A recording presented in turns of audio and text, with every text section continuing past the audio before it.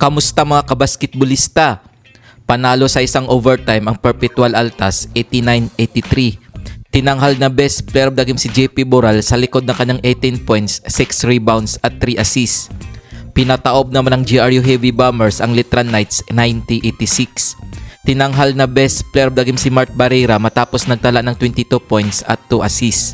Heto naman ang game recap result last October 22, 2024.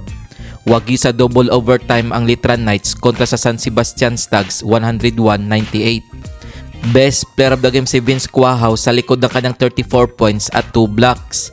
Pinataob naman ng Arellano Chiefs ang Perpetual Altas 66-59. Best player of the game si Maverick Vinoya sa likod ng kanyang 20 points, 4 rebounds at 2 assists. Kung bago ka pa lamang sa channel na to, mag-like na at subscribe. Heto ang team standings as of October 26, 2024. Benel Blizzards 10 wins 2 losses. Mapua Cardinals 10 wins 3 losses. San Vida Red Lions 8 wins 5 losses.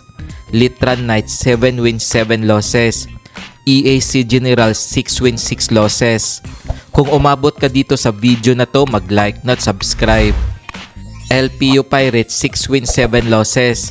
Perpetual Altas 6 wins 8 losses. Arellano Chiefs 5 wins 8 losses.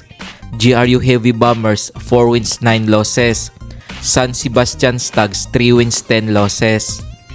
Heto ang mga laro ngayong October 27, 2024 na gaganapin sa PhilOL Ecoel Center. Maglalaban ang Benel Blizzards at EAC Generals alas 12 ng tanghali. Magtutuos naman ang San Sebastian Stags at Arellano Chiefs alas 2:30 ng hapon. Kung nagustuhan mo ang video na to, mag-like na at subscribe.